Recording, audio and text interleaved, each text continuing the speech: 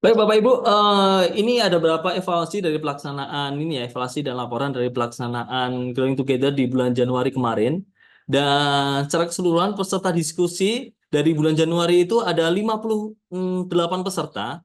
Namun sayang sekali ada satu peserta yang keluar dari grup, jadi tidak bisa melanjutkan diskusinya. Dan di sepanjang Januari ini ada 12 peserta ya dari GT1 maupun di GT2 yang tidak berbagi dalam diskusi sama sekali. Dari GT1 itu ada 10 orang dan yang di GT2 itu ada 2 orang yang tidak masih di dalam grup tapi tidak berbagi sama sekali atau tidak ikut berdiskusi. Ya, harapannya bisa mereka juga bisa apa ya namanya?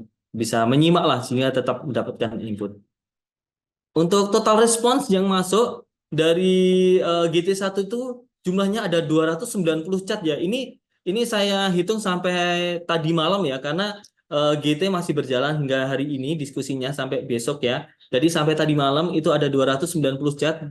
Tadi pagi sudah ada lagi jadi belum terhitung. Dan yang untuk GT2 ada 463 chat yang masuk. Jadi sampai malam tadi ini jumlah chat yang masuk dan eh, ternyata GT2 lebih aktif daripada GT1. Ayo GT1 masih ada waktu ini kita diskusi lebih semangat lagi. Lalu yang selanjutnya diskusi peserta rata-rata sesuai dengan topik dan tidak OOT ya. Meskipun kemarin sempat ada yang OOT tapi sudah bisa kembali lagi pada jalur. Jadi secara diskusi keseluruhan semuanya masih sesuai dengan topik yang dibahas dari setiap minggunya. Lalu pertanyaan-pertanyaan 1 bulan ini kami lihat dari evaluasi dari semua fasilitator juga, ini sangat menolong peserta untuk menyadari pentingnya evaluasi diri, untuk resolusi, untuk menyusun planning yang didasarkan pada firman Tuhan dan pada kehendak Tuhan. Jadi sangat menolong untuk tema ini untuk mengarahkan pada eh, topik mengarahkan pada tema secara keseluruhan. Lalu tantangan utama dari peserta yang bergabung dalam GT tersebut, yang pertama ada kesibukan dan yang kedua adalah sakit. Kemarin Pak Dodo dan juga Pak Apo mengalami sakit, kiranya Tuhan memberikan kesembuhan dan kita doakan bersama supaya Tuhan senantiasa memberikan pemulihan dan kesembuhan. Nah, ini terkait evaluasi dari ini ya peserta. Sekarang dari kontennya, kita ada 4 topik yang kita bahas ya dalam 1 bulan ini. Yang topik pertama evaluasi dasar 2024. Topik kedua ada resolusi komitmen 2024. Topik yang ketiga ada planning kunci 2024 dan topik yang keempat iman Ibrani 11. Ini tentang bukti harapan. Sekarang kita akan bahas satu persatu ya tentang konten dari masing-masing topik ini. Dari evaluasi dari yang pertama topik pertama yaitu evaluasi dasar 2024 ya sepakat bahwa firman Tuhan itu memainkan peran kunci dalam evaluasi diri menjadi panduan hidup dan sumber hikmat. Lalu cara dan alat peserta untuk evaluasi menjadi cara dan alat peserta untuk evaluasi diri itu seperti refleksi sebelum tidur, membaca firman Tuhan, ada yang juga melakukan waktu teduh, ada yang partisipasi dalam komunitas rohani dalam melakukan evaluasi ya, dan ada yang melakukan dengan mempertanyakan refleksi dengan diri sendiri ya. Lalu ada juga dengan firman Tuhan sebagai standar utama dan dasar dari proses evaluasi ini. Dan dari semuanya peserta sepakat bahwa evaluasi diri dapat menuntun kepada pertobatan melalui kesadaran akan dosa, rendah hati mengakui kesalahan dan melakukan perubahan hidup sesuai dengan firman Tuhan. Dan semua peserta membagikan ayat firman Tuhan yang membawa kepada mereka kepada pertobatan dan perubahan besar dalam hidup mereka. Jadi setiap peserta juga membagikan ayat-ayat yang membawa mereka pada perubahan maupun pada pertobatan mereka. Ya ini dari evaluasi dasar dari topik satu evaluasi dasar 2024, lalu yang untuk topik yang kedua resolusi dan itu tentang komitmen 2024. Dan dapat disimpulkan bahwa resolusi seharusnya sejalan dengan firman Tuhan dan bermaksud untuk kemuliaannya. Itu ya dari kesimpulan. Dan lalu selanjutnya orang Kristen seharusnya menyusun resolusi dengan memulainya dalam doa, merenungkan firman Tuhan, dan melakukan evaluasi diri yang jujur sehingga resolusinya berdasarkan tujuan dan kehendak Tuhan. Dan tantangan konsistensi resolusi yang kebanyakan dihadapi oleh para peserta, yaitu tentang kesibukan, ada juga kemalasan, godaan tentang perubahan yang ada yang terjadi, lalu kesulitan untuk bisa fokus, ketidakberserahan kepada Tuhan, lalu ada juga yang kurang bijaksana dalam mengelola waktu, serta kebiasaan menunda-nunda. Jadi itu ada berapa ini ya tantangan yang dihadapi oleh para peserta. Lalu solusinya ya melibatkan komitmen, lalu disiplin, fokus pada tujuan ilahi bukan tujuan pribadi, lalu ya membawa dalam doa dan bergantung kepada Tuhan. Itu dan kemarin terkait perbedaan resolusi dunia dan resolusi orang percaya. Resolusi dunia ini kesimpulannya didapat bahwa bersifat antroposentris dan didorong oleh keuntungan pribadi, sedangkan resolusi yang orang percaya itu berpusat pada Tuhan, didasarkan pada kehendaknya atau kehendak Tuhan dan bertujuan untuk kehidupan kekal bersama Allah. Jadi itu perbedaan yang didapatkan secara keseluruhan dari antara resolusi dunia dan resolusi orang percaya. Nah, itu demikian dari topik yang kedua. Lalu yang selanjutnya, topik yang ketiga itu mengenai planning. Itu kunci 2024 ya, berbicara tentang kunci 2024.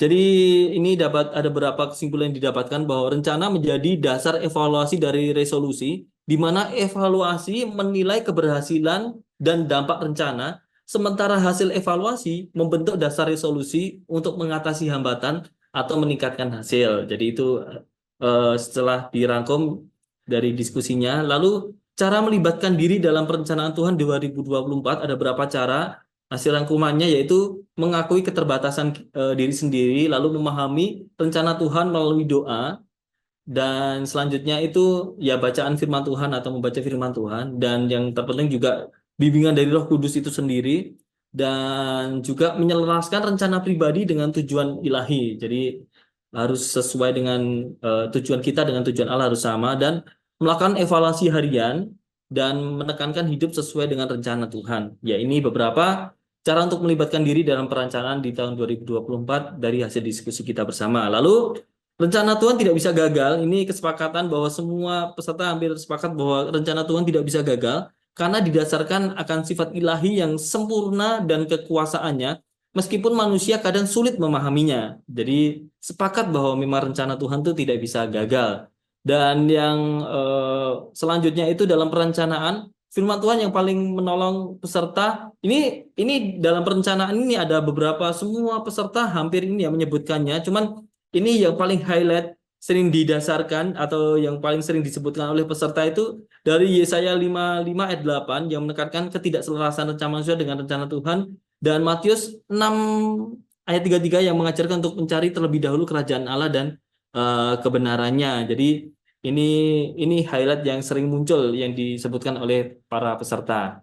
Nah, selanjutnya adalah iman dari Ibrani pasal 11 ya. Bukti harapan ini berbicara tentang pasal 11, Ibrani pasal 11 itu tokoh-tokoh iman yang disebutkan di dalam Alkitab. Nah, rata-rata peserta menyebutkan berbagai tokoh iman yang sesuai dengan dirinya itu seperti Abraham, Musa, Yusuf, Henokh, Nuh, Habel sebagai inspirasi dan teladan yang relevan dengan kondisi pribadi mereka dalam memperkuat iman, menghadapi tantangan hidup, mengandalkan Tuhan dalam setiap langkah. Ada juga kemarin juga yang menyebutkan Gideon, juga masih ada beberapa yang belum tersebutkan, tetapi ini yang sering disebutkan tidak oleh para peserta yang relevan dengan kehidupan mereka yang mereka jalani saat ini.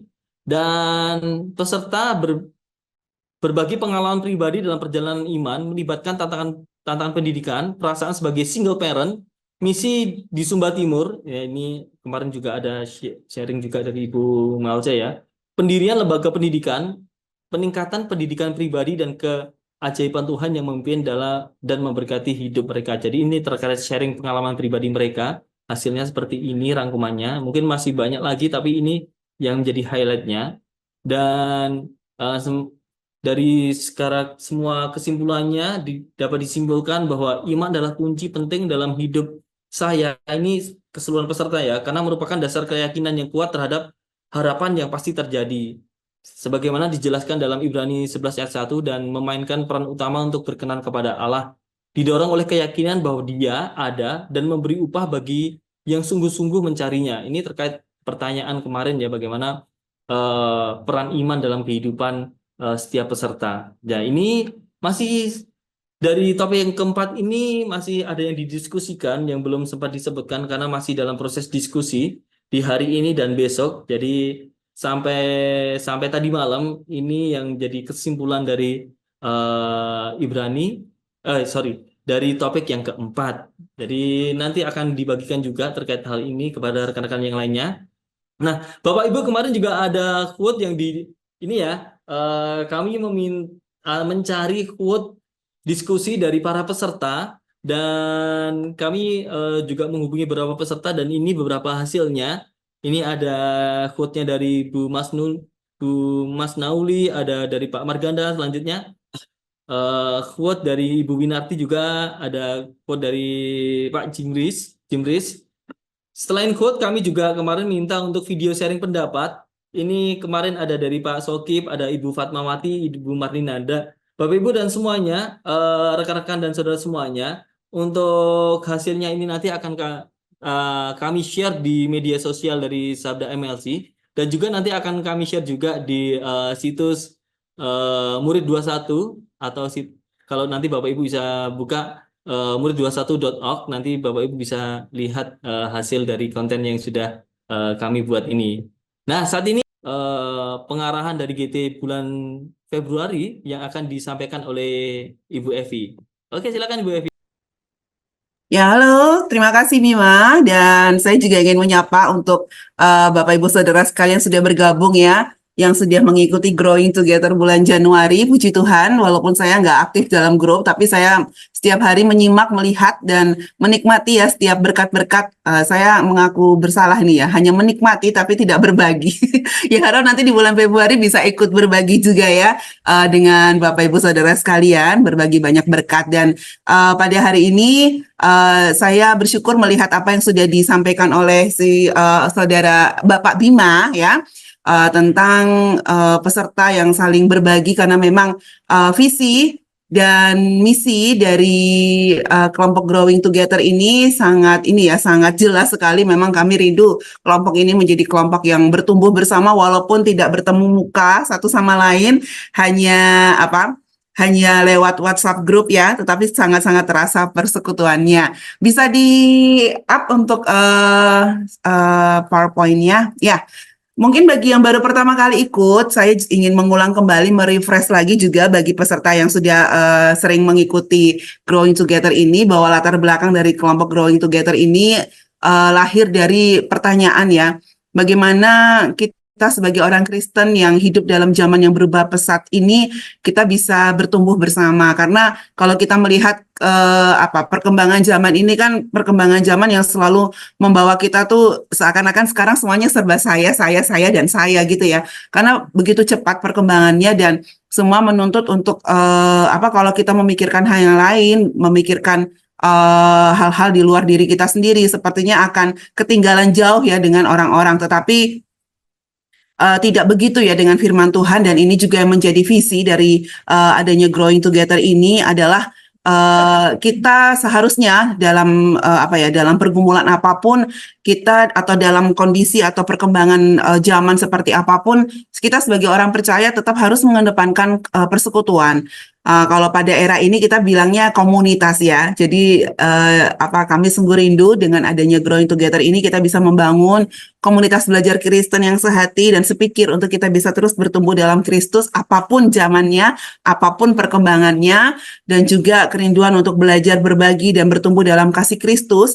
Ya karena kita online ya, caranya ya kita dengan ngetik, dengan ngobrol gitu ya, dan pasti harus ada topik-topik, dan topik-topik yang kami angkat itu adalah topik-topik yang relevan ya dengan kehidupan Kristen yang berpusatkan pada Kristus, sehingga semua anggota bisa menikmati hidup Kristen yang penuh vitalitas, sukacita, dan alkitabiah. Sekali lagi, apapun zamannya, apapun eranya, dan bagaimanapun perkembangannya. Ya, dasar firman Tuhan dari kelompok Growing Together ini adalah besi menajamkan besi dan orang menajamkan sesamanya. Jadi di dalam kelompok Growing Together ini ya, kami rindu ya, dan tujuannya semuanya itu bisa saling bisa bersuara ya, semuanya bisa membagikan berkat, bisa berbagi, sehingga setiap pengalaman yang Tuhan berikan kepada kita ya, setiap kekayaan ya, kalau saya bilang pengalaman hidup ketika kita menikmati pengalaman bersama dengan Tuhan itu adalah harta yang sungguh luar biasa, dan itu tuh bisa menjadi menjadi nilai juga bagi orang lain, menambah nilai dalam kehidupan orang lain dan menolong mereka juga sebagai jalan untuk mereka juga bisa mengenal Tuhan ya secara pribadi. Jadi semangatnya dari Amsal 27 ayat 17 ini, besi menajamkan besi dan orang menajamkan sesamanya. Dan bulan Januari yang lalu kita sudah membuka dengan tema yaitu 2024 harapan tanda tanya, dan penuh harapan saya lihat dari setiap yang sudah disampaikan, dari setiap setiap sharing yang sudah dibagikan ya.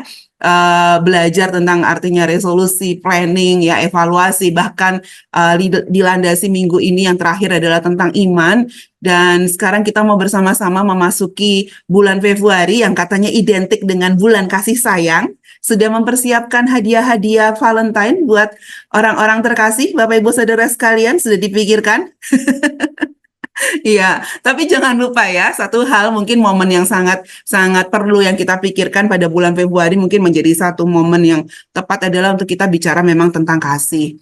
Dan kebetulan juga pada bulan Februari ini itu juga bertepatan dengan satu hari istimewa tanggal 21 Februari itu ada Hari Bahasa Ibu Internasional.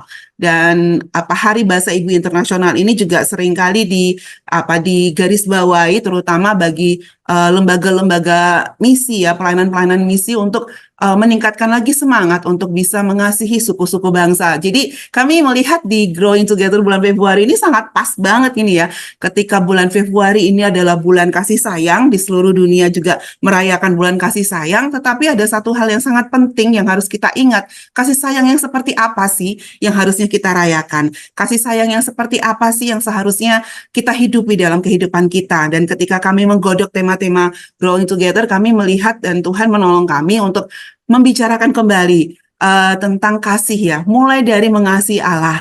Ya, ini sebagai hukum yang pertama dan hukum yang terutama dan yang pertama ya. Dan sama dengan itu pada minggu kedua di situ dikatakan tentang mengasihi sesama ya kan. Ini setiap minggu kita juga sering dengar ya di gereja selalu biasanya disebutkan ya tentang mengasihi Allah dan mengasihi sesama sebagai hukum yang terutama, dan sama-sama kita akan godok itu ya. Sama-sama kita akan belajar pada minggu yang pertama dan yang kedua. Jangan sampai karena ayat ini sering disebutkan menjadi sesuatu yang klise saja. Dan minggu yang ketiga kita akan belajar tentang mengasihi suku bangsa dan mengasihi suku digital. Nah, secara rinci untuk pelaksanaannya, untuk minggu yang pertama, topik yang pertama tentang amanat kasih 4.0. Ya, saya lupa, saya mau menginformasikan kenapa kita tema Growing Together Februari 2024 itu amanat kasih 4.0 ya. Emang apaan tuh 4.0-nya? Ya, amanat kasih sudah pasti ya. Amanat itu kan berarti perintah gitu ya. Amanat itu berarti anjuran perintah gitu ya. Dan kasih itu ya amanat perintah untuk mengasihi. Tetapi kenapa ada 4.0-nya? Yang pasti angka 4 itu melambangkan ada 4 minggu. Lalu ada 4 topik gitu ya. Lalu juga ada 4.0 itu juga menggambarkan adalah era sekarang ini ya, era digital ini ya, era teknologi yang begitu berkembang ini, sehingga nanti isinya juga akan mengarah ke sana. Jadi itu sedikit filosofinya untuk tema dari Growing Together Februari 2024 ini. Nah, yang pertama, pada minggu yang pertama kita akan membahas topik tentang mengasihi Allah, ini yang berlangsung tanggal 5 sampai tanggal 10 Februari. Bersama-sama dalam satu minggu ini kita akan bergumul bersama tentang apa sih artinya hukum utama yang pertama itu, ya, terutama dari Matius 22, 37 sampai 40. Mungkin akan ada semi-semi sedikit PA ya, sedikit sharing tentang firman Tuhan. Dan ini yang sangat penting yang juga kami sangat rindukan terjadi di Growing Together. Growing Together-nya bukan hanya tumbuh dari pengalaman orang lain, tetapi juga pengalaman kita bersama firman Tuhan. Pergumulan kita juga bersama dengan firman Tuhan ya. Di Matius 22, 37 sampai 40 ini kita akan sharingkan, dan kita juga akan sharing pengalaman bagaimana kita menghidupi makna mengasihi Allah dalam kehidupan sehari-hari, terutama nih pada era digital ini. Masih mungkin nggak sih kita bisa betul-betul dengan sejatinya memaknai arti mengasihi Allah di tengah-tengah era yang begitu penuh dengan setiap hari kalau kita nggak bergerak cepat, tidak berpikir tentang hal-hal yang mungkin akan menolong kita bisa bertahan hidup pada era saat ini yang penuh persaingan, era yang sangat cepat ini ya, era yang siapa cepat siapa dapat gitu ya. Masih mungkin nggak sih kita bisa menjalani makna mengasihi Allah yang sejati itu. Jadi kita akan sharingkan pengalaman, karena mungkin ada rekan-rekan kita juga sedang bergumul tentang hal ini. Lalu pada minggu yang kedua, ya ini tepat pada minggu kedua ini ada hari Valentine-nya, tanggal 14 Februari. Kebetulan juga ini pas tanggal 14 Februari Valentine tahun ini juga pas dengan pemilu ya. Jadi kita mau sama-sama belajar nih, pas banget tentang arti mengasihi sesama juga gitu ya. Apakah mengasihi sesama hanya mengasihi orang-orang emang kita pilih untuk kita cintai, orang-orang yang kita putuskan untuk kita sayangi gitu ya. Sebenarnya apa sih kaitannya mengasihi Allah dengan mengasihi sesama? Masih dari tadi ya ayat yang akan kita bahas gitu. Apa sih kaitannya sebenarnya? Kenapa dua hal ini ada sebagai perintah yang utama yang Tuhan berikan gitu ya? Lalu apa sih tantangan-tantangannya dalam menjalankan perintah menghidupi ya makna mengasihi Allah dalam kehidupan ini, dalam kehidupan kita sehari-hari. Jadi kita akan sharing pengalaman kita bersama-sama ya Bapak Ibu Saudara sekalian. Sekaligus mungkin nanti ada special event ya pada tanggal 14 Februari, mungkin masing-masing mau saling berbagi coklat digital. Boleh nanti tanggal 14 Februari ya, mau berbagi kartu Valentine dengan sesama anggota Growing Together ya. Nanti kita akan lihat bagaimana tim dari Growing Together ini pada tanggal 14 Februari juga bisa merayakan ya, tanda kutip Hari Valentine ala Growing Together ya. Lalu ya, pada minggu yang ketiga kita akan bersama-sama setelah kita melihat tentang mengasihi Allah, mengasihi sesama ya. Apakah hanya sebatas itu ya yang harus kita pelajari? Kita tetap harus mempelajari hati Allah ya. Dan bertepatan sekali pada minggu ini, tanggal 21 Februari, yaitu kita akan merayakan Hari Bahasa Ibu Internasional. Ini mungkin banyak yang belum tahu ya. Mungkin sama-sama kita nanti ada beberapa referensi tentang apa sih arti Bahasa Ibu Internasional, bagaimana kita sebagai orang percaya memaknai dan ikut merayakan Hari Bahasa Ibu Internasional ini.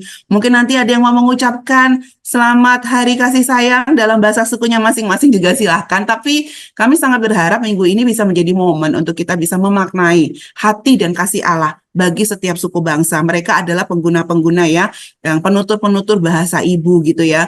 Dan mungkin sama ini kita tidak pernah berpikir gitu ya, bahwa masih ada suku-suku bangsa lain yang harus kita doakan, yang harus kita pikirkan, ya, yang harus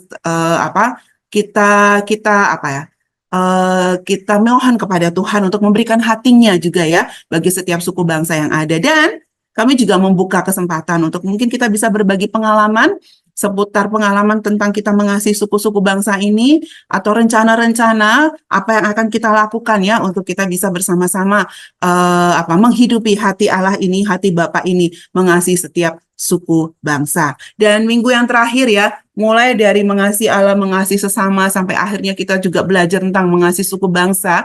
Ada satu suku lagi yang dimana hati Allah juga ada di situ, yaitu tentang suku digital. Hati Allah juga ada untuk setiap suku, termasuk suku digital. Dan saat ini kalau saya lihat dari topik-topik atau tema-tema Growing Together mulai dibuka gitu ya, banyak sekali sebenarnya pergumulan yang dihadapi oleh para anggota ini, anggota Growing Together ini, menghadapi generasi-generasi digital. Karena kan kebanyakan yang ikut Growing Together memang adalah orang-orang yang peserta-peserta yang selalu berkoneksi atau berhubungan dengan para suku digital ini, dan begitu banyak pergumulan yang dihadapi.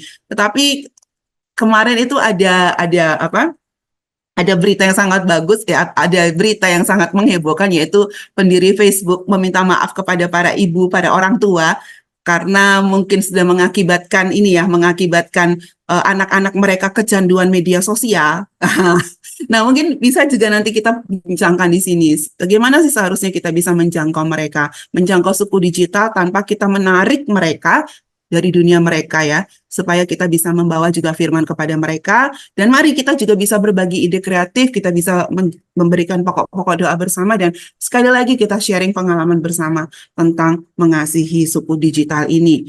Nah, ini harapannya, dan sepertinya nanti juga akan ada akan ada beberapa anggota-anggota kita yang juga mungkin dari suku digital, mungkin nanti mereka juga bisa memberikan pendapat mereka juga bisa memberikan atau membuka hati mereka, bagaimana sih sebenarnya kami rindu dilayani, bagaimana kami dapat dilayani, dan jadi kita bisa saling mengisi, saling berbagi di situ ya. Jadi harapan kami Amanat Kasih 4.0 ini bisa menjadi momen yang spesial pada bulan Februari ini, di mana hari kasih sayang dan juga hari mengasihi suku-suku bangsa lewat momen Hari Bahasa Ibu Internasional, dan harap kita bisa aktif ya semuanya ya, tidak hanya puas untuk menikmati sharingnya gitu ya, tetapi bisa aktif untuk ikut bersama-sama berbagi setiap harta yang sudah Tuhan berikan, pengalaman-pengalaman hidup, pengalaman kita bergaul dengan firman Tuhan seputar topik ini ya, bisa kita bagikan, kita bisa sharingkan kepada rekan-rekan yang lain. Jadi